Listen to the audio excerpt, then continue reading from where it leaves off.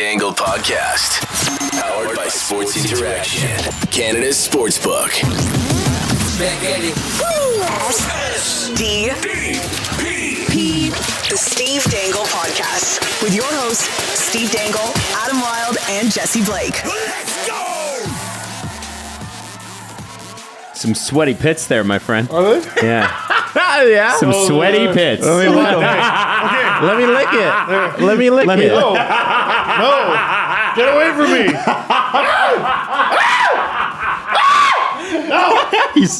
Jesse is attacking Steve with his tongue right now. Too many men. He's got his too many men one. shirt on. Raise your arms. Jesse. For get it- Kadri? No. Raise your arms, Steve. No. I'm going to raise this arm in victory. And the reason I am doing that is because Nino Niederreiter signed with the Nashville Predators. You were right. Like I predicted correctly. Did you have a source on that? Like, did you cheat us on that one? No, I was just like, hey, there's the fit. Okay. Is it? You know what, man? Preds are loading up again. What's up with this? Dave Poyle listened to our show, and he's one of he's just joining the group of Central Division GMs telling me to fuck myself directly. Right. Like him, Joe Sakic. Yep. Remember Matthias Ekholm getting traded Yeah. and Philip Forsberg getting traded because that team was going to rebuild. Yep. LMAO. Didn't happen. LOL. LMFAO. Can I tell you guys a funny story? Sure. It's from Mr. Brightside 618 on Reddit.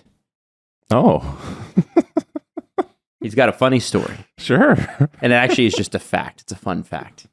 Zdeno Chara is expected to officially announce his retirement this offseason from the NHL. This isn't a fun fact. He's the only active NHL player to have played against the Maple Leafs in the second round of the playoffs. It's Friday. I just thought I'd throw that at you. My brother in Christ. I know. There was one in NBA circles floating around a couple of days ago. No NBA player that's currently active has faced the Sacramento Kings in the playoffs at all. When was the last time they made the playoffs? Oh gosh, I don't know, but it hasn't been since an active NBA player has been. They used to be perennial growing up. I guess that's how old I am. the Shaq line. I'm not worried about the Sacramento Queens. That's what he said. That's what he said.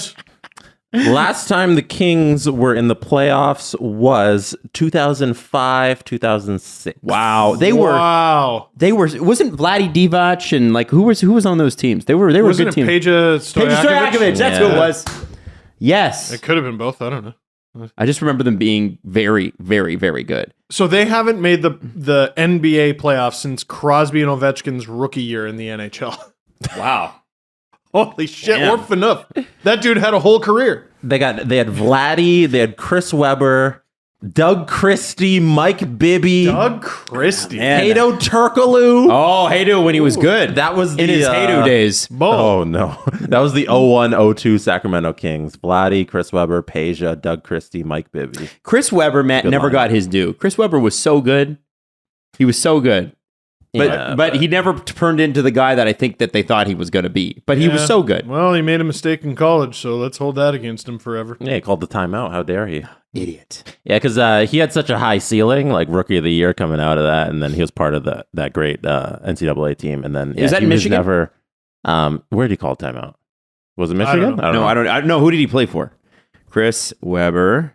Yeah, it was Michigan. Yeah, Is this where Michigan. you thought today's show was going? It Come was on, Jesse. Michigan. It was Michigan. Yeah, I knew it. But he never turned into like an NBA champion, you know? But look at this. He never led a team to a championship. 5-time NBA All-Star, 5-time NBA All-NBA team member, former NBA Rookie of the Year, #1 overall draftee of the Golden State Warriors. Another Golden State until Steph Curry. Golden State really was a poster child for shitty.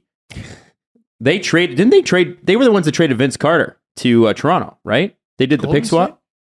I thought it was. And it was Antoine Jameson? Charlotte. No. it wasn't. I don't think it was Golden State, wasn't it? I thought it was Charlotte. Vince Carter draft I love this team.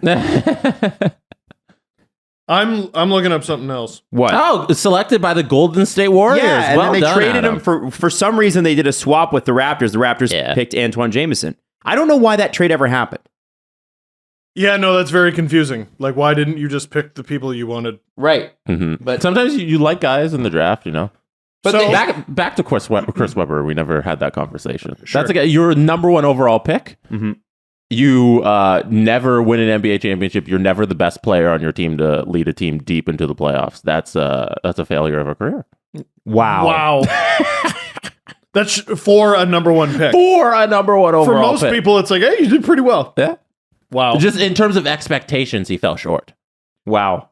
What's the equivalent in the NHL, Steve? Shane Wright going fourth is a blessing. It could be. There you go. I like that. I mean, geez, is that part of the reason why people look at Matt Sundin and they go, you piece of shit. You're so trash. You're garbage. He might be, I don't know, like Marcel Dion has got to be the best NHLer to never win a cup. Yes. But Sundin's got to be top 5. Gotta be top 5. There's, I mean, Dino Ciccarelli, for some reason, people say is the best player to not win a cup, and they're wrong. They are wrong about that. He might be the best player not in the Hall of Fame, or at least he wasn't. He in the is Hall. now. He is now. Yeah. Yeah. So there's him. What I was looking up is with Chara retired, there has to be one active NHL player, not born, drafted in the 90s remaining. And I'm almost right. There isn't, or there is. Are you counting Craig Anderson. Jumbo? There's Joe Thornton, who is without a contract, so I don't know if he counts. Then there's Craig Anderson with an asterisk. Because he was drafted in 1999 and in 2001. Well, he was drafted in 99 then. He's a 99 draft pick. So he was a third-round pick in 99 for the Calgary Flames, and then he told them to fly a kite. And then 2 years later, he was a third-round pick in 2001 for the Chicago Blackhawks. Wow. One guy. Well, he was drafted in 99 and 2002, so it still counts. 99 is it. We are old. We are. When was Mike Smith drafted? 2001. I checked. Oh, okay. I was like, who's old Mike Smith? And I immediately went with him. And then I Spezza thought- would have been in there too, right? Was he a 2000 or 99? I think he was 2000. Oh, wow. Mm-hmm. I love the summer pods where we're just like, hey, do you know the answer? No, but let's look it up. No, but let's look it up. Who's the highest draft pick since the lockout to have the worst career? Highest draft pick in the workout. Top 5 pick who hasn't panned out Sidney Crosby. since Top 5. Okay, well, Cam Barker is up there, although I don't know if he was picked. Dion's got to be before up there. 2005. Ooh, he was nominated for Rookie of the Year, though. Nominated. No, whoa. What do you win? What do you win? Yeah. For the I Mets. I was one of the weirdos who liked Dion when he was in Toronto. But You are weird for does that. Yakupov? Yakupov has to be number one. Yeah. I mean, he was the first overall pick. Yeah. I still say, like, he could still be in the league, and he was mismanaged. He led rookie scoring. Like, it's possible he just continued to not get better and, in fact, got worse. But I feel like if you pick a guy first and he fails immediately, basically, that's a little bit on you. either you shouldn't have picked him first or you mismanaged his career. That's on your scouting. There's no part of that. Sorry, don't that you blame can the escape. 18-year-old when you've got a bunch of 55-year-old dudes who've been in the game for 30 years, bunch of good hockey men. Yeah, I get you. Well, and like, but also the Oilers at that point were so poorly run. Like, it was were. so bad. It was so bad. Well, wasn't the argument that I want to say it was Daryl Cates, who there's another story. We're waiting for more information there, but he overruled his scouting staff, and because they wanted Ryan Murray. Still a bad pick. Well, like that's the thing, right? Like, just who the hell was scouting that draft? That reminds me. That reminds me of the in-depth. I don't even know what it was, Steve, but the in-depth look at the Boston Bruins when they have Chiarelli saying, "Yeah, we got to trade Seguin." Oh, Just does not commit to defense or whatever it was that he said. I was like, "Oh my God, you should never work again." He was in the room. Jim Benning was in the room. Yeah, there are a lot of guys like high up in NHL offices who were in that room for that willingly released footage. They willingly released that to the world. Yeah, They maybe shouldn't have. yeah, they made well, and I think after that, we haven't seen a lot of general manager footage. Like no. Dubas, whenever his tenure comes to an end, the only way he erases the Nick Foligno trade that was caught on television for Amazon's documentary is if they win. So that series was somewhat notorious for how heavily vetted it was by the Leafs. And Still had some crazy shit in it. well, that was one of the clips where I'm like, ooh, surprised that made it in. Yeah, spicy. I guess they had to put something in. No, they didn't. Let me read you guys They the did. top 5 of the 2012 draft. It's something. Yakupov to Edmonton. Mm-hmm. Columbus drafted Ryan Murray. Yep. Montreal drafted Alex Galchenyuk. The New York Islanders drafted Griffin Reinhart. And the Toronto Maple Leafs got Morgan Riley. So Brian Burke took a lot of shit for saying he had Riley number 1. He had Riley number 1 based on 17 games. He played 17 games in his draft year, had a knee injury, and he was right. Yeah, he nailed that. Let's go to the next 5. Who were the next 5? 6 to 10. Next 5. All right. There's some other good players too. Anaheim drafted Hampus Lindholm. That's a good player. The Wild drafted Matt Dumba. That's player. a good player. The Penguins drafted Derek Pouliot. This is a serviceable The Mick player. Yakpu line was good. Yeah. The Jets drafted Jacob Trouba. Is that the same pool yet? Oh, Trouba could be in the conversation for number 1 there. And Wow. the Lightning In the drafted Slater Cuckoo.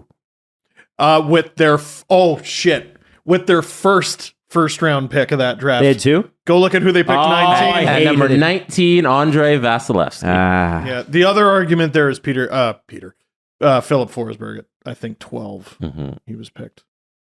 But That's there's a tough draft. That's, But that's a weak draft. well, see how there's players though? There's really good players in that draft. Just not in the top 5. Who leads that draft class in scoring? The 2012, let me go back to it. In goals, Philip Forsberg, and then Thomas Hurdle. Philip Forsberg has 220 career goals. Hurdle has 181. And what about points? And in points, the leader is Philip Forsberg, 469. Who's number 2? Hurdle, second, 387. See, okay, I'm unmaking the point I thought Yeah. I was about to make. Like, I like Thomas Hurdle, and either he's severely underrated or it's maybe not good if he's the second best scorer. I in the think draft. it's a weak draft. I think Forsberg, I think you had to argue that he would go first now. No, Oh, Andre easily. Vasilevsky would go Oh, first. Vasilevsky, oh yeah, yeah, sorry, sorry. Yeah. Easily among skaters. Yeah, Yeah, Vasilevsky skaters. first, Philip Forsberg, and then you got a mishmash of like could be Riley, could be Trouba. Yeah. Then we're getting down to like, you could even select Dumba. Like he'd be top 5. Not probably. great. But like Cody Ceci is the 15th leading scorer in terms of points from that draft. What? Like, it's not great. Maybe the Sens had a point. 2012 draft isn't the best. Thank you, Berkey. Holy shit. He's 15th. I didn't count it fully. 1, 2, 3, 4, 5, 6, 7, 8, You can 9, just- 10, 11, 12, 13, 14, 15, 16, 17, 18, 19. Still not great. That's pretty bad. Yeah. 19th leading point getter from the 2012 draft is Cody Ceci. Right after him is Josh Anderson. Right above him is Alexander Kerfoot. Yo, Kerf would definitely go like top 15 in a redraft. Holy Oh, yeah. shit. Wow. Tom Wilson's in that draft. That'd be a good pick. That's a he'd, good pick. he'd be top 5. Yeah, for sure. Wow, that's a really bad draft. Holy shit. Wow. So then you're like, okay, maybe we don't blame Edmonton for a swing and a miss. Like, what were the? Yeah, we do. It's more fun. Yeah, we do. They didn't have a lot of options. Hey, come on. They had the first pick. You got to hit on the first pick. That's true. Yeah. If you do anything other than hit on the first pick, you fucked up, man. It'd be like drafting That's what- Chris Webber. Well, I mean, that's why it's the first pick and it's so valuable. Because it should be the easiest pick. It is weird how far in advance these picks get locked in. Like, Cam Fowler, I remember dropping from, he was supposed to go 3rd and he went 12th. And that was huge. That he dropped 9 spots in the draft. Like, that's not huge at all. When you think about it. It's pretty big. It's pretty big, but, like, it shouldn't be. Why? Because, like, You're trading, because we're essentially, talking a year ahead of time. when you trade up in the draft, when you trade for a higher pick than the ones you have, or you acquire picks, you're essentially trying to set your difficulty to easy, right? Mm-hmm. Especially when you get into the top 10. The higher you draft, the easier it is. That's the theory anyway. Yes. So if somebody like Barker drops and he's in the easy category, Not Cam Barker. Cam Fowler, Cam Fowler. Yeah. That's what I meant. Sorry, You not made Cam me Barker. forget who I was talking Yeah, about. Cam Barker, that was the Anaheim Ducks defenseman. Yes. Right? Cam Fowler would have been the Chicago Blackhawks pick. Opposite. Oh, wrong? Sorry, I can. Okay. Holy shit. So who is it? What's Who happening? dropped? Cam Fowler is the Ducks pick. Barker went third overall to the Blackhawks. Oh, okay. So when Fowler dropped, Yes. that means that on easy mode, a bunch of GMs said, mm-mm. Nope. And they were right. They all went, nope. No, Fowler's great. What are you talking No, about? he sucks. How dare you? No, he's not a Leaf. He sucks. How dare you? If he was on the Devils, he'd be worse, right? Oh, Am I right? Man, irredeemable at that point. I don't Irredeemable. hate the Devils, by the way. I think they're going to be good in about 12 months. You'll never forgive them for taking Doug Gilmour, will you? No, you know what? Actually, I have to say, my first hockey jersey was a New Jersey Devils jersey, and it was Doug Gilmour. Wow. I never got a Leafs jersey until I think it was like grade 6, grade 7. But yeah, I had a very brief soft spot for the Islanders when they got Potvin. Oh, I was thrilled when they got rid of him because I loved Brian Berard. I loved Brian Berard so much. I was just really sad. And I'm sorry. I was just Brian really Berard was sad. so great, though. I got trivia for you. All right. So I have the drafts from 2005 to 2015. Okay. That's 10 years worth of drafts. A lot of drafts. Only 3 top 10 picks did not reach 55 games in the NHL. Can you name any of them? Well, Griffin Reinhart. Lock it in. What year is that? 2012. We just talked about him. He was 4th overall to the Oilers. 2012? No. Or wait, no, he wasn't. What are you talking about? Didn't he go to the Islanders? Islanders. Sorry. Not 2012. Reinhardt? Griffin Reinhart? No. We read the 2012 top 10. Remember? thought Reinhardt was in that. Oh my God. Yeah. You know what I'm doing? I have it still sorted by points. Oh, way to go, dumbass. Yeah, fucking idiot. All right, here we go. Griffin Reinhart, there we go. He was an Islanders yes, pick. I got it. And they, what did Edmonton get? They got Eberle for him, didn't they, or something? It was some No. ridiculous. No, they traded the 16th overall pick, For Reinhardt. and the 16th overall pick was Matt Barzal. Oh, man. It's bad. It's bad. Oh, Steven. Yeah, it's bad. I didn't. Make the No. Why Yeah. did you do that? trade. I'm sorry. Why did you make them do that? Holy shit. That deal was bad. That gets worse every day. The whole draft Barzal McDavid could have been. could have Barzal, happened. McDavid, and Draisaitl. Draisaitl. Oh, Nuge. imagine they just kept Hall too. Why not? Imagine they hadn't traded Hall. Like they could have just kept Hall. Remember they Imagine- they traded him and they didn't have to. Imagine how many cups the Oilers would have over the last decade if they just made vaguely good decisions. What if they did? Like- what if they the first half of Kevin Cheveldayoff's tenure in Winnipeg, where he did nothing, did not make a trade? What if they just sat? They're just set. Oh yeah, no. Peter Chiarelli versus a potato. Potato wins Potato wins. every time. Damn! Like we're not even being cute about that. Like that's fucking crazy. The Barzal thing. I forgot about that. I love bringing this up. You can still probably look it up on Canucks Army. They invented a bot named Sham Sharon, Yes. named after Cam Sharon, who I believe worked for the Leafs analytics department. I think he's recently left. But it was basically they made an algorithm and they put it up against the Vancouver Canucks drafting record, and they tried to see who would do a better job. And it was basically the algorithm would just pick the next highest scoring major junior player instead of who the Canucks picked.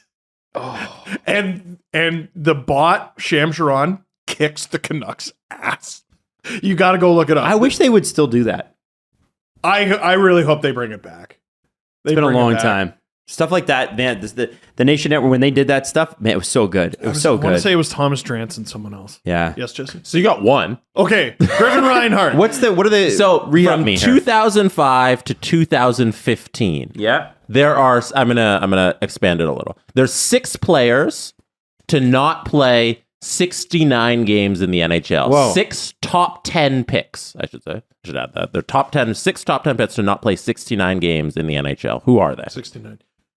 There's a guy the Rangers drafted 10th, and I don't remember his name. But is he on there?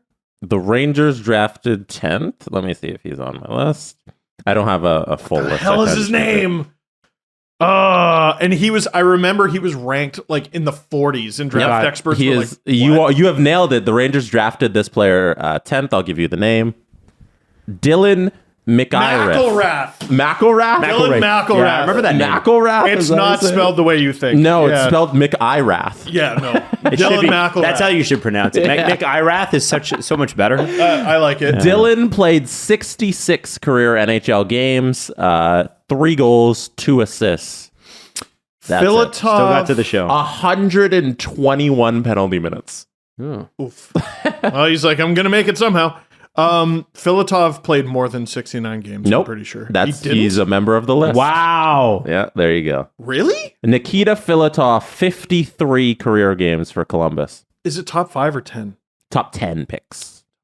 Top 10 picks to not play 69 games in the NHL. Wow. 2005 to 2015. Nikita Filatov makes the list. Slater Cuckoo's played over 69 games. He's been in the league. Yes. Yeah, he is okay, not okay. on the list.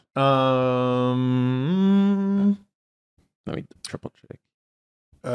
Yak. Okay, maybe I should go back to 2012. Yak has. Murray has. Galch has. Lindholm has. Riley has. And then, oh god, I don't remember the order. No, done? You want the names? Give me the names. Give me the names. All right. In 2005, the Vancouver Canucks drafted 10th overall Luc Bourdon. Well, he's an unfortunate story. We don't know it. We don't. Oh well, neither did Bar Down. So they recently did a post about like recent draft busts. Oh, the thing we're talking about. Right, but he's not a bust. He passed away. Oh, wow. He was involved in a vehicular accident and he passed away. Okay. Oh, gosh. There you go. All right. So that happened a long time ago. So people don't know that. Yeah, So it's 2005 draft pick. there it is. That is tragic. Yeah, Bar Down got. That's the sort of thing that tortures me, like in my research of trade trees, when I'm like, oh yeah, this didn't work out for this team, that didn't work. Wait, why didn't it work out? And I go and do some research, and sometimes it's just the guy didn't work out, and other times it's something a little bit more tragic. In 2007, Boston drafted Zach Hamill, who played 20 games in the NHL, had 4 assists. I want to say he ended up with Minnesota at some point. Yeah, I remember Zach Hamill. Only 20 games. Who was the GM in Boston at the 2007? 2007. Oh man, Wasn't Harry Sinden still at that point, was it? I have no idea. I don't think Harry it was Sinden Chiarelli was yet. like just after Bork went, Sinden went. So it wouldn't have been Chiarelli. No. Okay. I don't think so. Scott Guinea was a draft pick of Dallas Stars in 2009. Scott Glennie. Glennie? Oh, yeah. So the reason I know Scott Glennie terrible. is I know Scott Glennie because when I did RBC Junior Hockey Magazine, he was the only player I ever booked for an interview for that show who just ghosted us. Oh, I've heard this story. really? He just didn't answer the phone. He just didn't answer the phone. And you never found out why? Nope. Played 1 career NHL games. One more than the rest of us. That's true. One night only. Yep. Ken Hey, Reed. He would maybe. definitely make that book. And then we had your New York Rangers pick in 2010. Dylan McIlrath. Yep. And that's the... And That's then the list. Griffin Reinhart. And from the 2012 draft as well. Nope. Slater Cuckoo did make 186. And that's the list. He's still in the league. Yeah. There you go. Oh, yeah. He's still an effective player. Yeah. Absolutely. Let me ask you a big Twittery question. Can I ask you a big, fat Twittery question? Ask me a big, Because fat, Twittery question. I saw a friend of the show, Haley Salvian, putting this out. What has she done besides everything? Yeah, besides having one of the most unbelievable years anyone's ever had. Yeah, she went to the Julian Mackenzie School of Do Everything. Yes. And he went to the Haley Salvian School of Do Everything. Haley tweeted out before the show, show me your trade proposals for Tkachuk. Oh, hell yeah. Flames fans, what do you want? And if Hell you're yeah. if you're a fan of an acquiring team, who do you want to give up? Who would you give up? So I'm going to ask you guys this, not in the same way that she did, but I want to ask you straight up. Would you do Mitch Marner for Matthew Tkachuk? As a Leaf fan, Yes. absolutely not. Okay. I saw that come up a lot, and I was surprised. A lot of Nylander comes up, and I'm not surprised by that because not because Nylander's a bad player, it's because he's a very good player on a very good contract, and it makes a lot of sense for Calgary, who's going to have like $25 million in cap space, take on a guy who's going to score you 60, 65 points and do it for less than $7 million. That's pretty cool, right? That's great. Yeah, that's why the Leafs should keep him. Well, exactly, 100%. Yeah. Right. So, and I did see some Marner stuff come up, and I thought that was surprising because I was looking at it, I was like, no way Is in it hell. surprising though? Oh, so they're trying to trade the whole Leafs roster. Oh, whoop-de-doo. I think what I was surprised about is like, did you guys not watch the same games I did? This trade proposal would have made more sense if Marner was just coming off the Montreal series, but he's not. He was really sick last season. He was one of the best players in the league, and then was also good in the playoffs. They lost to Tampa, man. Fuck. And the What do you people do? making these trade proposals, they're like media members and NHL executives and all that, Oh, right? yeah, Not just absolutely. random people on Twitter, No, that's right? just all the No. executives burners. So let's be shocked that random hockey fans are trying to trade Well, okay. everybody off the Leafs roster. So I have been seeing this a lot in the last few days. Can you believe this? Yeah, of course. Like, I don't fault people for having fun with it too. Like, for God's sakes, it's everybody fun. relax. It's fun. But if you were a Leafs GM and you had to make that trade, you're like, your owner says to you, Larry Tannenbaum calls you, threatens to kick you in the chest if you don't get Matthew kick you in Tkachuk. the chest. If you don't get Matthew Tkachuk on the roster for next season, what would even though he's not coming to Toronto, just to be clear, everybody. But if you had to give up from the Leafs team, from their prospects, what do you think's a fair deal? First, can you give me the contract that Matthew Tkachuk has with the Leafs? Because that matters. 1 year, $9 million. 1 year, $9 million. Okay, go ahead. Well, Oh, so you're not going to get the long-term deal out of him? well, okay. So let's live in a fantasy world where he signs Where he'll stay in Canada. yeah, fantasy he world wants. This where all we'll- things fantasy. yeah, 8 years, $9 million. 8 years, $9 million. Or There not, it is. yeah. 8 years, $9 million. Whoa. Let me ask you this. Do you do Nylander Sandin? No. Is that too much for the Leafs? Is it too little for the Flames? Okay. In terms of value, it's roughly there. In terms of making sense for the Toronto Maple Leafs, I just don't think it is. I'm going to push you guys. I want to make this uncomfortable. I mean, God, they really don't need another $9 million forward. Winger. Unless they trade somebody, right, with the number. Unless, you're right. So that helps it make more sense. I wouldn't do it. but I'm going to force you. You got to do it. Okay. Larry Tannenbaum is threatening you with all a right, kick to the then chest. Here's Jake Muzzin and a first. Like, Yeah, no, that's not. No, that's- actually, though. you deserve to get kicked in the chest. yeah. I don't know, because it doesn't make sense for their roster. I'm challenging you. Put So- together the best offer you can. So you move Kerfoot because of the money. Okay. That's fair. All right. Kerfoot has to be included. I guess you can have Bunting. Fuck you. You can have Muzzin. You'd have Bunting. You What have are you Sandin. I'm Oh, trying. sorry. As the GM, see, can he answer these questions? Because he's actually a GM. Yeah, because he's going to yeah. give you a list of guys. Here's what you can have. Pick from these guys. Yeah, this that's what I would do. I would fire up the little trade proposal thing in NHL, and I pile in the guys that are expendable in this situation. And Nylander and Marner aren't one of them, or either of them. You know. Does that make the Leafs better?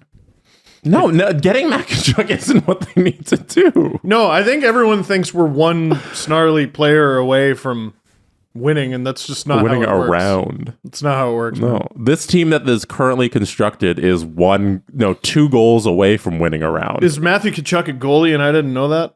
Like, Yeah. that's yeah, what would have that's helped a them good the most point. this past year. Good point. Good You know? point. Yeah. Okay. So they have a prospect. Oh God, what's his name? Wolf? Dustin Wolf? I think is his name. I'll take him in a deal. If you're interested from in doing Calgary? that. Yeah, oh yeah. If we're talking about wants and needs, Mhm. give me that shit.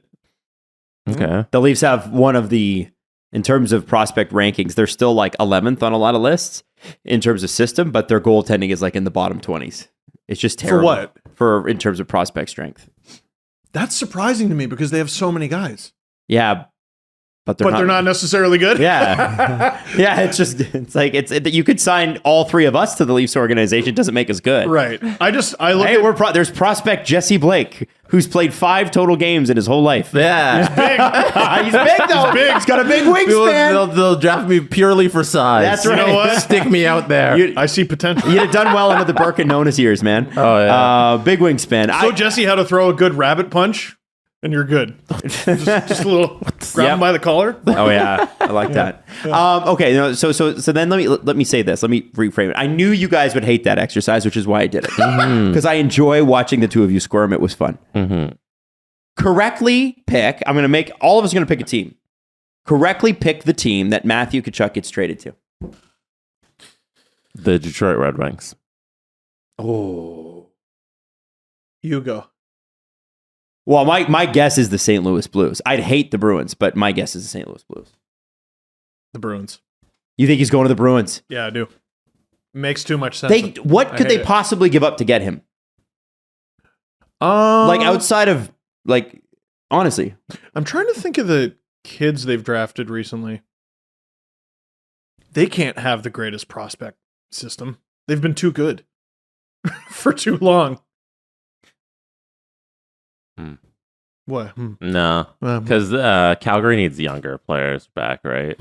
If you're Calgary, you're not taking any of the older deals. Like you're not taking Taylor Hall. And Jake DeBrusk could be a part of that, but they've just healed that relationship. Yeah, he rescinded his trade request. Yeah, Hall I think could absolutely be part of it. Well, if you're the Flames, you look at how you did in the regular season last year, and you have to be thinking, no, we actually there's a window here, even though you got killed by the Oilers, killed. So I don't think age is as big of a factor in that deal as you think. Meanwhile, the Bruins are sort of in a retool. No one wants to use rebuild anymore, but they're not. This is an honest to goodness. Yeah, Bergeron and Krejci Retool. apparently both coming back, but They're Bergeron's still not both coming decided. back. Yeah, they're bullshitting. They're both coming back. Both of them for less, and it's going to be obnoxious, and I hate it. Okay. That's so annoying. I just don't know what Boston gives up. You could say something and a first, and my always thing is why and a first, and could it be 2 firsts maybe? But I just feel like Calgary doesn't need firsts. I think they need to win now. There's also the side of Calgary that they need to get rid of this guy. We're looking for the best packages for Calgary, but they're not coming from a position of strength. No. Everybody knows they have to get rid of this guy. So they might end up taking something that they don't want to take or that we look at and they're like, Calgary got fleeced. I ask for Swayman, and then I wait for Cam Neely and Don Sweeney to stop laughing for about 20 minutes and see how that goes. Yeah, that doesn't make sense. On Boston side. Some sort of get Matt Grzelcyk in there. It's not great. Well, It's not great. and if St. Louis does it, I was looking at that because that's the rumored location because there's huge family ties there. Let's say it is the St. Louis Blues. What is it? How much does Tarasenko have left on his deal? 1 year, 7.5. Ugh. So that just puts you in the exact same position, but cheaper and older. They're not going to give up Robert Thomas. They're not going to give up Jordan Kyrou. Are we going to start seeing GMs realize the error of their ways and be less likely to give trade protection? Because this is a great example. 2 guys from the 2016 draft who don't have trade protection. I should throw that in there. But they're requesting deals to specific teams, and that's really screwing teams over. Tkachuk seems to have a list of 2, which is a better offer than Dubois. I think Nashville and New York are in there. Oh, really? Oh, yeah. I think it's more than the Bruins, and I think Dallas was a potential as well. Tkachuk could be a pred. Jeremy Rutherford of The Athletic Or a reported star. the Blues, the Knights, the Panthers, Preds. I am so sick of the Vegas Golden Knights. Knock it off. Get a calculator, for God's sake. No, you're not. We're in on Matthew. No, you're not. Okay, Jack Eichel. Stop it. You're not allowed. Jack Eichel, Matthew Tkachuk. Trade. Stop 1 for 1. it. 1 for 1. Stop it. Figure it out. How about Mark Stone? No. I'm just throwing names out there to piss you off. I'm so You know what? sick of that You know what it is? team. Alex Pietrangelo for Matt Tkachuk, straight up. Yeah? Anybody they've just signed to a long-term deal, goodbye. Out the fucking door. Yeah. Get out of here. Figure it out. I'm so sick of them. That's enough. No, you're sellers. You're getting rid of salary because you have too much of it. You are not in on Matthew Tkachuk. Fuck off. Stop. Good Lord. If I'm the Detroit Red Wings and Stevie Y right now, I say I can get you a package of Philip Zadina, Tyler Bertuzzi. But Bertuzzi's a year away from UFA as well. And he doesn't want to play in Canada and he's not vaccinated. Figure it out. Bertuzzi cannot get into the States. If he goes north of the border, he cannot get into the States. With the American vaccination laws, you cannot come in. Because of Trudeau. Because of Biden. Oh. We'll see. You can't. It's the same law, both sides. No one seems to recognize that. Sorry, I don't understand what you're saying. I'm not capable of understanding more than one thing at once. We'll see if that's still the case. Okay, that might change. Come October when the season starts. We'll see. But that's my package. It's Bertuzzi, it's Zadina, it's a first round pick. It's those three that are the starting point for Matthew Tkachuk. I want Sebastian Cossa, their first round pick goalie, and they tell me fuck off, and I go, well, too bad. And you know what? A winger. So I'm asking for Lucas Raymond. I gave you Zadina. That's the winger in the deal. Zadina, Oh yeah, no. a winger The who hasn't 22-year-old. really worked out yet. The Yeah. 22-year-old. All right, Who plays? Jesse, No. call me back when you're serious. Click. That's what I do. Oh, I'm giving you the Guy That's with what I do. played 160 games. He's got 25 goals.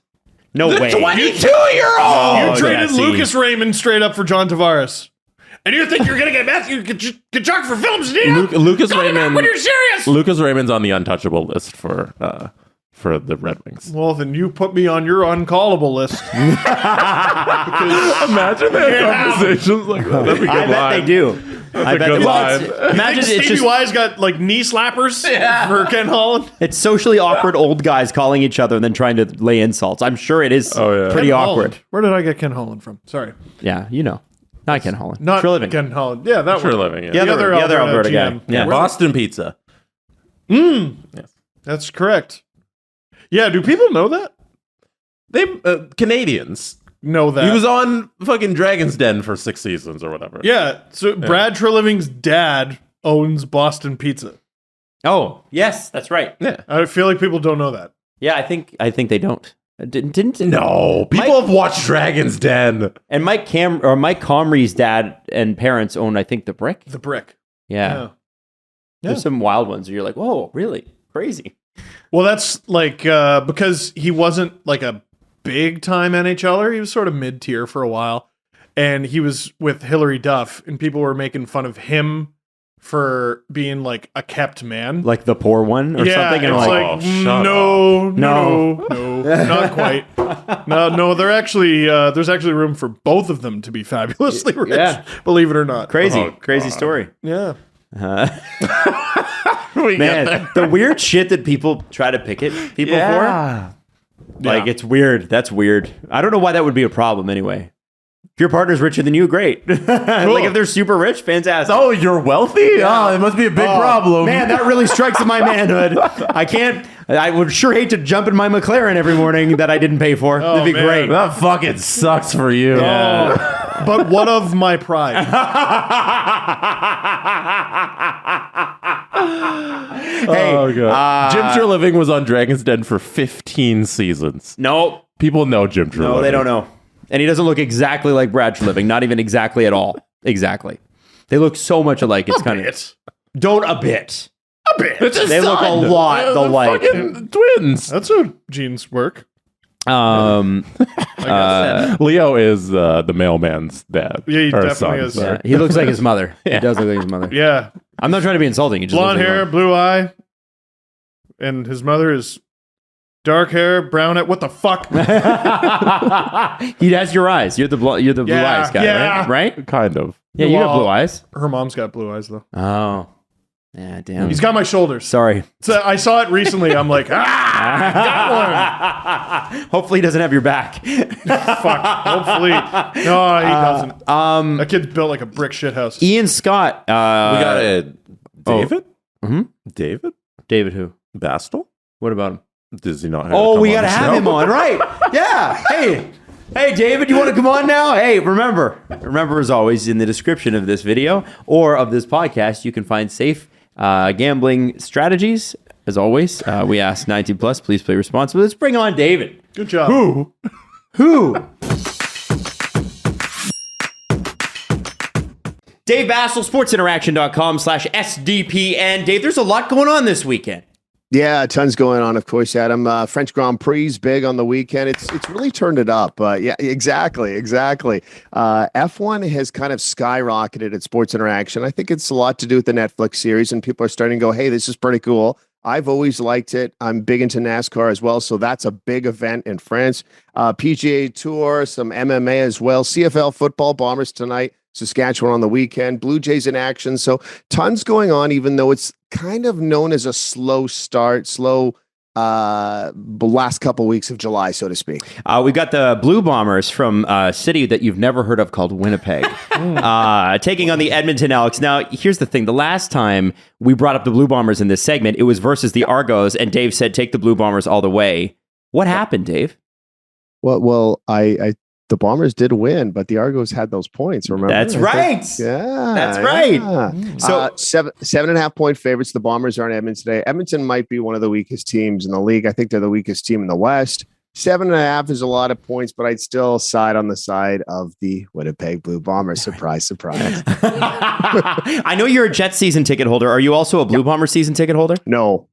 I was when I was a kid. Loved them at Old Winnipeg Stadium. I still watch a lot of Bomber football, but yeah, I never miss a Jets game, even if I don't even live in the province. Unpatriotic is what you are, sir. Sometimes. Dave Bastel, you can follow him at Dave Bastel on Twitter, at SAA Sport, and of course, sign up sportsinteraction.com/STP. And Dave, have a great weekend, and we'll see you Monday. That's the website. Talk to you guys. Who doesn't love cereal?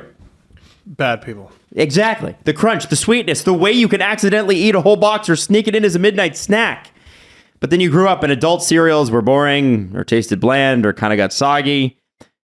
You know, what happened to the fun stuff? I eat Hayos. It's cereal made of hay. that's what they make. My dad used to eat those big clumps of wheat. You know, like he just put it in a bowl and pour milk on it, and the poor thing would just crumple, and he'd be like, "This is good." But my dad never had access to Magic Spoon, where you get 0 grams of sugar, 13 to 14 grams of protein, or 4 to 5 net grams of carbs in each serving. It's low carb. It's keto friendly, it's gluten free, it's grain free, it's soy free, and it's only 140 calories per serving. You could build your own boxes. There's a ton of flavors. Go to magicspoon.com/STP to grab a custom bundle of cereal and try it for yourself. And be sure to use that promo code STP at checkout for $5 off your first order. And Magic Spoon is so confident in their product, it's backed by a 100% happiness guarantee. So if you don't like it for any reason, they'll refund your money. No questions asked. We have to get Ken some Magic Spoon. Yeah, Absolutely. Yeah, Ken needs to cut it with the cow food. Remember, get your next delicious bowl of guilt-free cereal at magicspoon.com/STP and use that code STP to save $5 off. Now, our next partner is a pretty cool product. It's Athletic Greens, and if you're looking for better gut health, more energy, stronger immune system, really, really easy, natural way, you got to check out Athletic Greens. Now, not a lot of us are huge fans of taking a lot of pills in the morning. No. You a big pills in the morning kind of guy? Sometimes. Okay, well, Athletic Greens can help you get rid of all of them and all the extra vitamin bottles as well. Make some room in your cabinet. It's an all-in-one solution. And as we always say, lifestyle friendly, whether you're keto, paleo, vegan, dairy-free, gluten-free. It contains less than 1 gram of sugar and no GMOs, no nasty chemicals, or that artificial gross flavors that you normally get. And then people try to tell you it's good and it's not good. Athletic Greens is actually good, and we want you to try it. Make it easy. Athletic Greens is going to give you 1 free year supply of immune-supporting vitamin D and 5 free travel packs with your first purchase. All you have to do is go to athleticgreens.com/STP. And again, that's athleticgreens.com/STP to take ownership of your health and pick up the ultimate in daily nutritional insurance.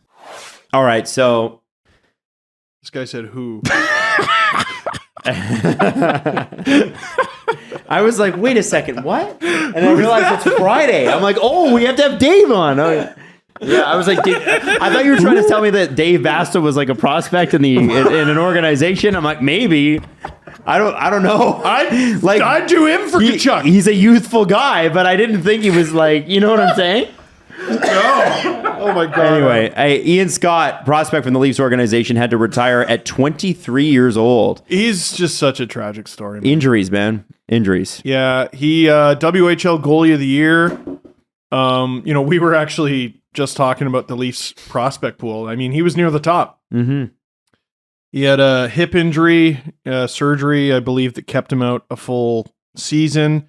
He played in a preseason game for the Leafs. I think some people will remember that. Looked fabulous. Made an absolutely just a incredible highlight reel save. And then shortly after left that game with an injury. And if I'm not mistaken, that's the last game he played. Oh. He didn't even really play in the minors. I mean, he's retiring from playing. I hope he's not retiring from, working working in hockey, potentially working with goalies. It'd be great if the Leafs found a way to keep him part of the organization. Right. Like how cool would it be to have a goalie coach your age?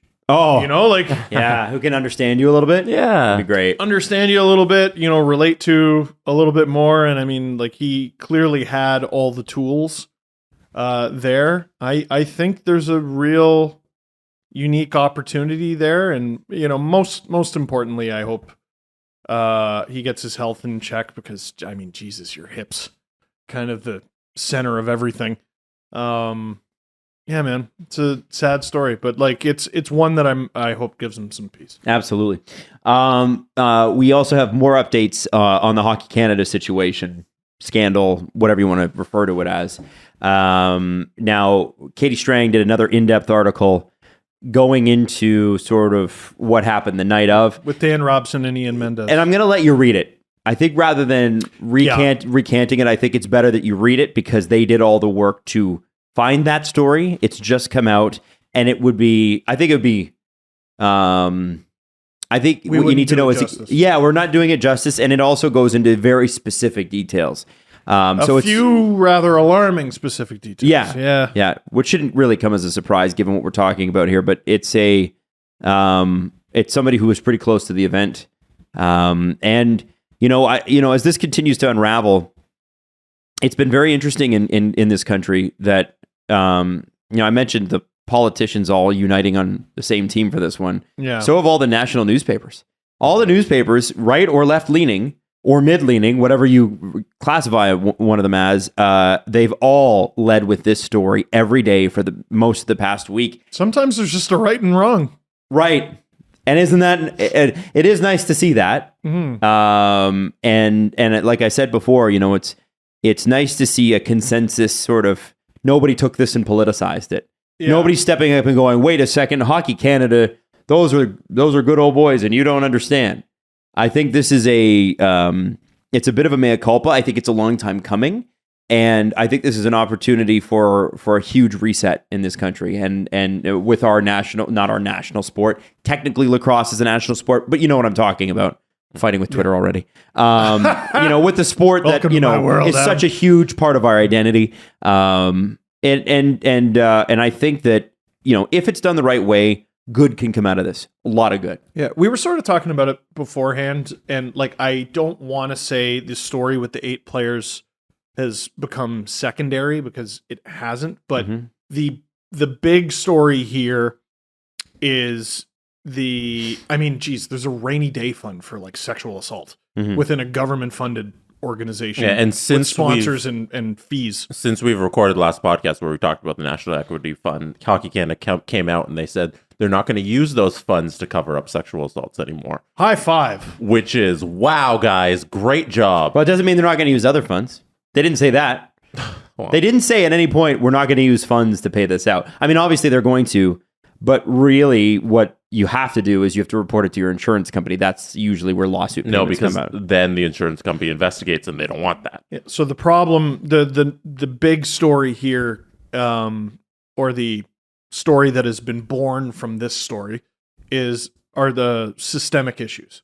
You know, it's sort of the comparable, I guess, with the Kyle Beach story is he had his story. There was John Doe. There was John Doe 2.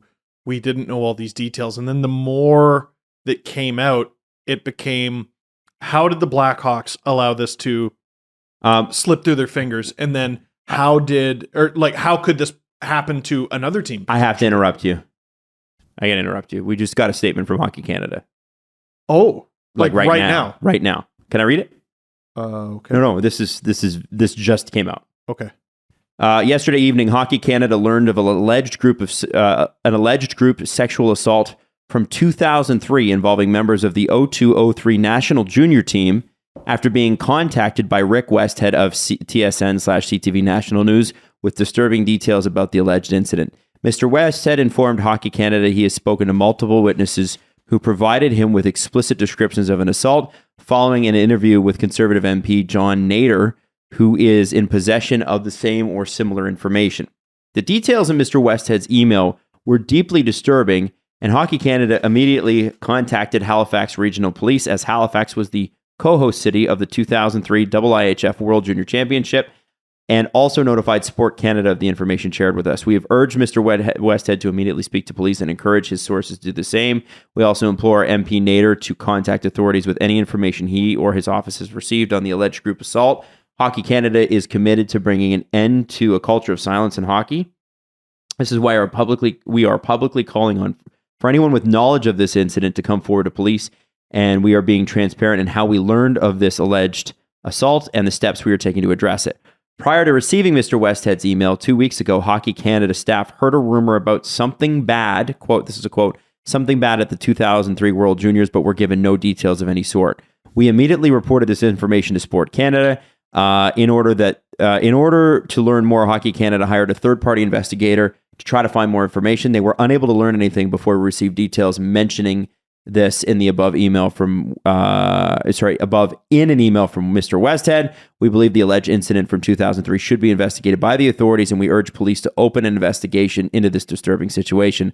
Hockey Canada will cooperate with and support the authorities in every way we can, and we urge anyone who may have relevant information with the incident. You can contact Halifax Police immediately, and then I'll finish it off here.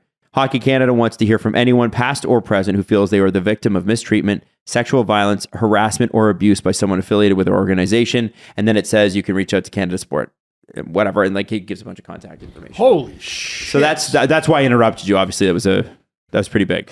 Well, I mean, what a emphasis on see how it's systemic. Mm-hmm. There's a problem here with an organization that apparently goes back decades here, where they've created a culture where hockey players and when there's incidents of sexual assault, it goes under wraps. And they've allowed this to foster and to thrive away from the public. And it's coming to a head, and thank God it is. And we can finally change the ways of our national hockey program. This would make Rick nauseous, but like this guy needs the Order of Canada. Well, yeah, I don't disagree, but I think, so that statement's big because if they knew, if there was record of it, if there was a cover up, if there was a payout, Hockey Canada, they would have had to admit it there. What do you mean? Well, in the statement. Yeah, if there was a payout made, that Hockey Canada would have had to say there, or at least under their new we're being completely open, they would have had to admit it. Now, I wonder if the way around that, and I hate to say it this way, but I'm just throwing it out there because it needs to be. I wonder if non-disclosures play a part in that. However, Hockey Canada seems to insinuate here that they didn't know. I would also assume that there's a lot of plausible deniability with the people who would have been there at the time. Maybe the staff is completely that's turned over 20 years ago. Yeah. The people who are currently running Hockey Canada might have not been around and might not have been in a position to know about this incident. So the people there probably don't know. It goes across administrations. Yeah. Although we mentioned Bob Nicholson last show, I believe it said he was the head of the organization 1998 to 2014. Mm-hmm. So he would have He's been not there anymore. but he would have been there for this. Mm-hmm. Yeah. He's if they knew. somebody who was around when the National Equity Fund was established. Like he would have been throughout all this, and then the establishing of that fund that's used to pay out court cases. When was that fund established? 2013 or 14. Okay. The other thing I remember from Rick's, No, I think it was 2009, and then 2014 was when they had the most recent number of the 14 million. Oh, Yeah, okay. but they don't know exactly when it was established. They just have the record keeping since 2009 to 2014. see how much information there is and how confusing it can be. Like, Jesus, we're gonna There's so much. do we just give Rick a segment and have him on every Well, week? Like, no, I think you just let him come out with his story and we'll No, I follow know. along. I know he's every time I speak to him, he's working on something else. And Yeah. what was I about to say? The other thing. So you mentioned non-disclosures, and one thing I remember from his reporting, and this goes towards what you were saying about the government being united, is I believe at least one MP, but I think it was multiple MPs, asked Hockey Canada to basically anyone that Hockey Canada has bound to a non-disclosure agreement, they want released from the non-disclosure. Was that part of it? That's part of their demands. Yeah. Wow. Holy! As if that broke during our conversation about Yeah. it. Do you see how bad it is? Yeah, it's happening. It's literally information's happening all the time. Completely Constantly. coincidental. Yeah. Like that we were in the middle of talking about that. Yeah, when that yeah. happened. How many more of these cases have just gone away over the last 20 years? Yeah, Joe Yurden just tweeted that. He said, "Can you imagine how many more have been swept under the rug? Stuff like this should dismantle these quote leadership groups and get people to actually give a damn about the humans to lead." And I think he's right. And I've talked about this before. I don't know how Hockey Canada survives this. I don't know. I just don't know how that. Like you, I think you go all the way. You might be looking at a situation where you strip it all the way back to the studs here and rebrand it and start over. And that could take a couple years to really sort out. But I don't know that affects hockey at every level in this country. I can't even wrap my brain around the potential. It'd be an enormous task. ramifications.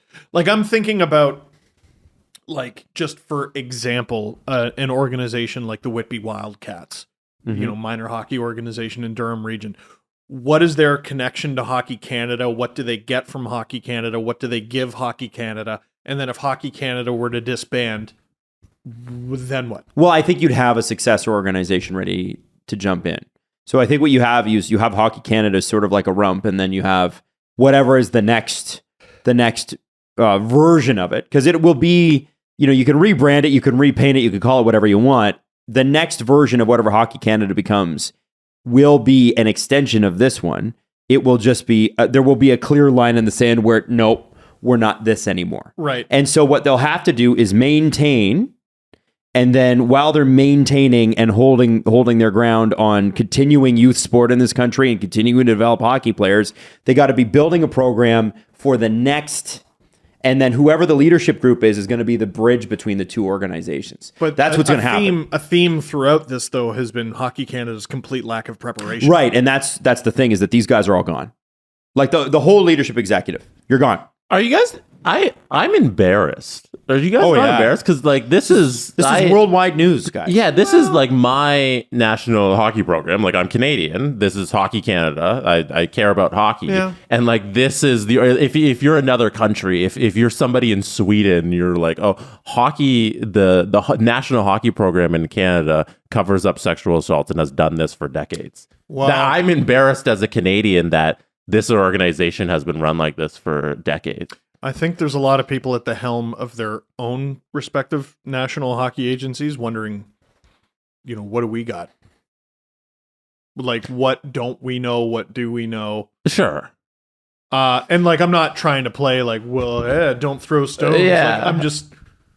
But that's not the case right now. No, Like the it's case not. is it's Canada. It's and really we bad. have a terrible culture around hockey, and it's awful. It's a. I can't look to another country and be like, well, you don't know, but you know, right now, currently, it's us, and as Canadians, it's garbage. How we've been running our hockey program. It is hot. You know how those memes about people who make one thing their entire personality? As a country, we've sort of made hockey our entire personality. That's our flag. And right now, hockey in this country, specifically our governing hockey body, is an international embarrassment. Yeah. It's a nightmare. I didn't. I think the reason I reacted the way I did when you first said it is like it repulsed me. You know what I mean? Mm-hmm. It made me feel really bad. Holy shit. I'm embarrassed. This is so bad, man. Wow. Yep. We weren't prepared for. No, of course not. I think, how could anybody be? I think it's just starting to break now on Twitter. Like, I'm just starting to see it pop up more and more and more. So, listen. Remember, sorry, but before, I remember we debated before people really picked up the Kyle Beach story. We were talking to each other and we were like, is this the biggest story in hockey? Because it kind of feels like it, and no one was talking about it. Mm-hmm. The difference about 14 months after that story broke is this is the biggest story in hockey. Indisputably, By the it's what way, everyone's talking about. We had Rick on almost a year ago today for the first time. I know. So it's not 14 months, it's 12. Like, really? Yeah, but his original reporting began in May. Oh, did it? And then we my bad. I started- thought it was July. My bad. We started. No, I think we had him on in July. Oh, I think his okay. reporting was late May. Okay, and fair then- enough. Sorry. yeah. But like, this is going to be like, if you don't like it now, I mean, it's only going to get worse, and it's only going to get more widespread. Everyone is working on this. This is the biggest story in hockey for the foreseeable future, at least in this country. Has to be. Yep. Has to be. Welcome to the reckoning. And let's do it now. Let's do it now. Let's change it now. The best time to change it would have been yesterday or 25 fucking years ago. Yeah. The next best time is right now. So let's do it. Let's get into it. It's going to get ugly. And then let's make sure that this type of shit does not happen. And I'm not talking, as Rick always says, these things are going to happen. The event are going to happen. It's how they are dealt with that matters. Reducing them and dealing with them properly, right? Yeah, that's what matters. The type of shit that should never happen is allowing a government organization to set up a separate fund that's filled with tens of millions of dollars to cover up sexual assaults. Yeah, that's like paid for that's by, something that will never happen again. Yeah, like that's fucking ridiculous. yeah, Phone's starting to light up with, are you seeing this shit? yeah. Yeah, it's well, and it's popping up in casual conversation too. Like I remember having to like explain the Blackhawks story from scratch, and I don't have to do that anymore because everyone's read about this because it's available everywhere. It's news. It's not just sports news. It's just news. Yep. Well, I mean, you know, it involves elected officials. It involves don't screw with people's money. All right, so oh my God, there's we'll so wrap much. the show there because I don't think there's anywhere we can go with it in terms of like the story. It literally just broke. Yeah, so obviously there'll be follow-ups Monday. Rick has not dropped the story, but you can assume one is coming. And we'll try to squeeze in Matt Tkachuk and Nazem Kadri next to it too. That's the hardest part, honestly. It's like you're talking about like stuff like who's going to sign where and what trades are going to work, and it's buttressed with this. It's very, very. You know, a quick press conference. I have a lot of questions. Yeah, do you want a press conference? Yeah. I don't okay. think we've done an hour yet. So. Okay. Oh, we have, but yeah. Okay. Therapy. We've all had it. We're open about that. Yeah. Listen, sometimes you just need it. And even when you don't need it, it's good to get. It's one of those things that can change somebody's life. Or as my friend likes to say, he said, it makes me about 5 to 6% better than I was. That's good. And I think that's a pretty good edge, right? Yeah. Yeah. Therapy can be an extremely positive experience, as we all know, and BetterHelp Online Therapy is a place that you can get it. BetterHelp is online therapy that offers video, phone, and even live chat therapy sessions, so you don't have to be on camera if you don't want to. Much more affordable than in-person therapy, and you can be matched with a therapist in under 48 hours. Now, the Steve Dangle Podcast wants you to have 10% off your first month with BetterHelp. So it's betterhelp.com/SDP. That's BetterHelp.com/SDP. Take care of your mental health. Check out BetterHelp. It's summertime, but that does not mean that the sports have stopped. We've got the CFL, we got golf, we got tennis, we got CONCACAF, we got everything. Baseball. Yeah, baseball. Listen, before the game starts, live and play, or how your favorite player will perform, you can look it all up right now at Canada Sportsbook. Get Sports Interaction. Doing it right since 1997. The most competitive odds. Sports Interaction makes it easy to deposit, easy to play, and easy to cash out. Join now and see that all that sports betting has to offer. Head to sportsinteraction.com/STPN. That's sportsinteraction.com/STPN. As always, it's 19 plus. Please play responsibly. This is from @GreenKnight8811. It's for Steve. Okay. Bill Smith. Steve says a lot that the cup is only awarded because it has to be each year. If you were to come up with a criteria for a team to meet in order to actually win the cup, what would it be? Okay. Let's not take my little jokes literally. Listen, the Tampa Bay Lightning are brilliant. There's a reason they've been to 3 straight finals. They draft extremely well. They coach extremely well. They develop extremely well. They sign extremely well. They exploit the rules extremely well. They're brilliant. Their success isn't an accident. The Colorado Avalanche went on a tour like the Eagles and just ripping everyone off. Lou Lamoriello, thanks, yoink. Kyle Dubas, thanks, yoink. The Ottawa Senators and Nashville Predators in the same trade, thanks, yoink. And they just kept ripping them off. I guess my criteria would be your success needs to be clearly intentional. Because there are how often do we see teams in the Final Four where we're like, how the fuck? How did you get here? Can I posit a theory on that? Okay. To answer his question, the President's Trophy should matter more. Like an EPL. football. Yeah. It should matter more. Like, because the Stanley Cup, if you look at it from a hockey position, the way that you win the Stanley Cup is a completely made up circumstance. It's not. It is. It's completely because the playoffs are nothing like the regular season. The playoffs are nothing like the regular season. So if you want to look at it like the Stanley Cup is awarded the way the Stanley Cup is awarded. But what I would say to you, instead of saying how would you award it differently, I would just say make the President's Trophy matter. Because it should matter. It does matter. It's a completely different style of hockey against a completely different group of players. A much wider range of players. And to be honest with you, it's a far more, because people tend to be healthier during the actual regular season than they are during the playoffs. More accurate representation of where the teams actually are. Yeah, and the sample size is 82 games and rather than 4 rounds versus random teams. Like the Stanley Cup is it's like a throw some shit against the wall. Yeah, the good teams do rise to the top, but then there's teams like Montreal that go on a run. There's the LA Kings from 2012. A good team went on a run, though. The Montreal Canadiens' success last year, or the year before, however, I don't know. It's the summer. I never know how to phrase it. Wasn't a total surprise. Because I remember saying for several years, this team's not very good. But if they made the playoffs, watch out. They'll fuck some shit up. And you were right. And then they did. They were the 24th team. And they took on the 5th ranked team in the East. They were the Penguins, and they beat them. Right. And the Penguins didn't want a 5-game series against them because they thought they might beat them. And then they did. And you're not even talking about the cup year. I'm not even talking about the year they made the final. You're talking about the bubble year. Yeah. That's the bubble year. Yeah. The next year, the same thing happened. And they were trash. They barely made it.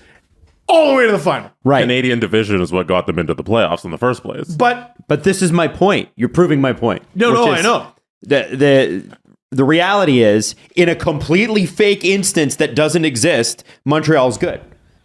But in the real season, with all the teams and all the players,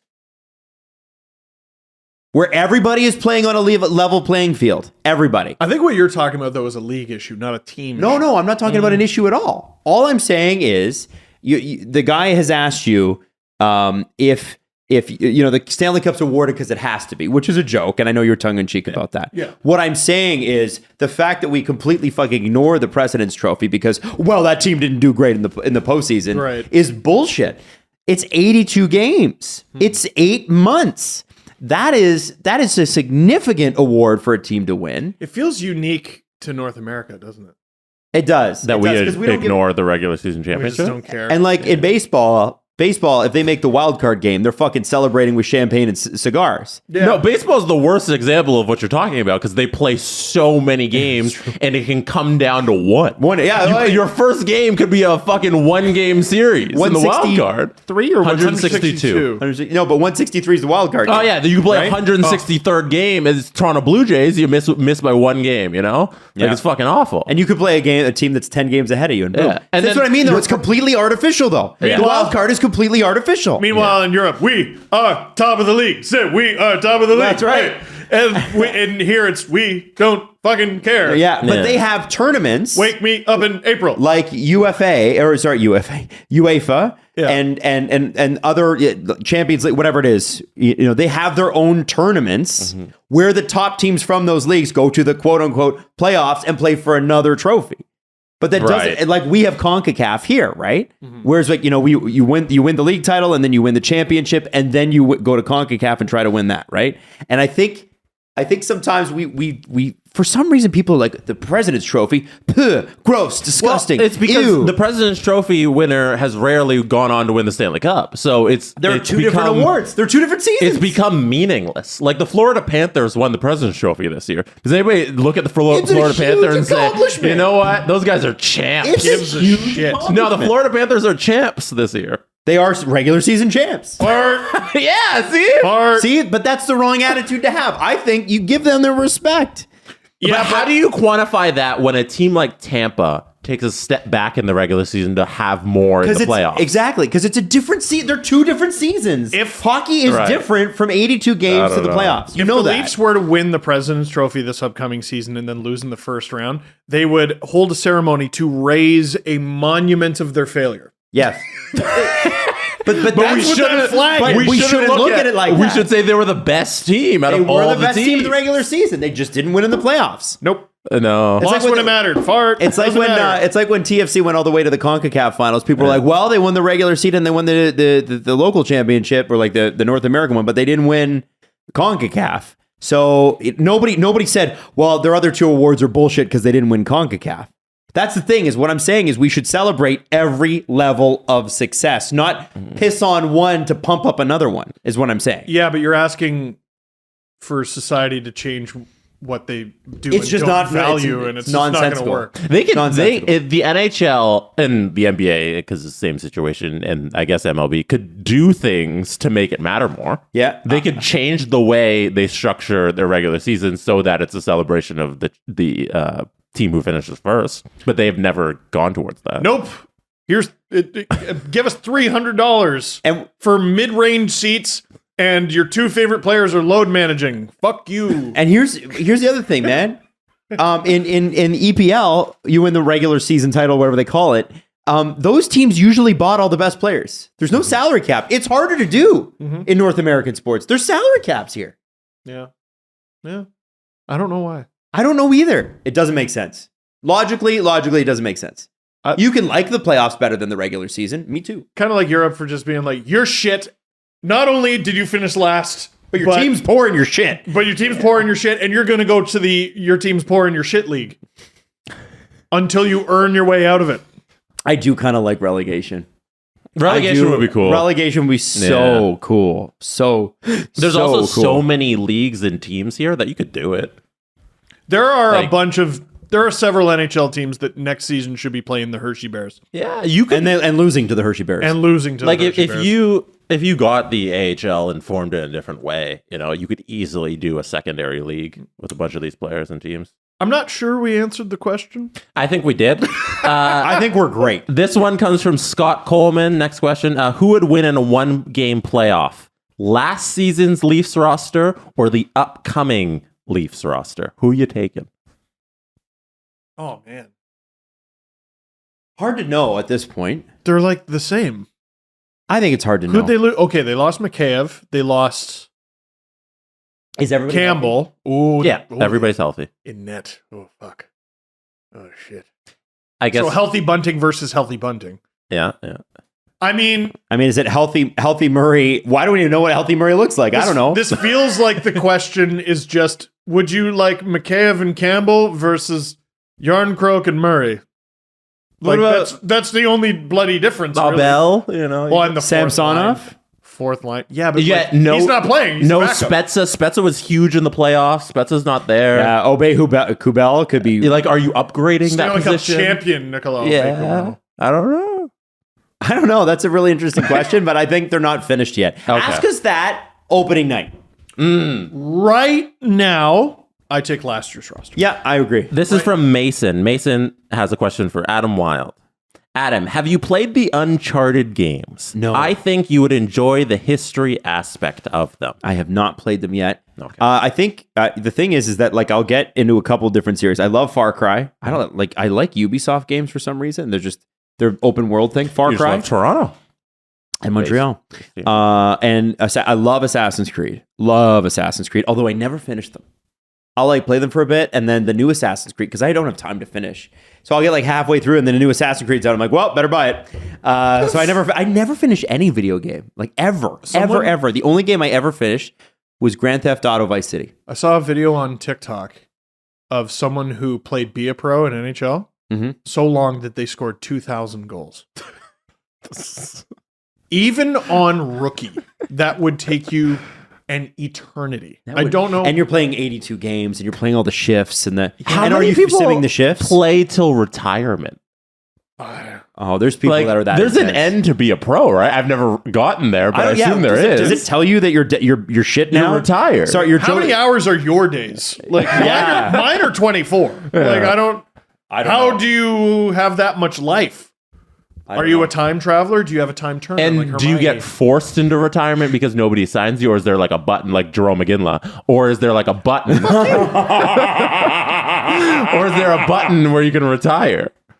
Unlike Jerome McGinley, who couldn't hit the button, who just had the league tell him he had to hit the button. I'm gonna press the kiss my ass button. Last question from Michael. How is your training going, Steve? What's this? Trading?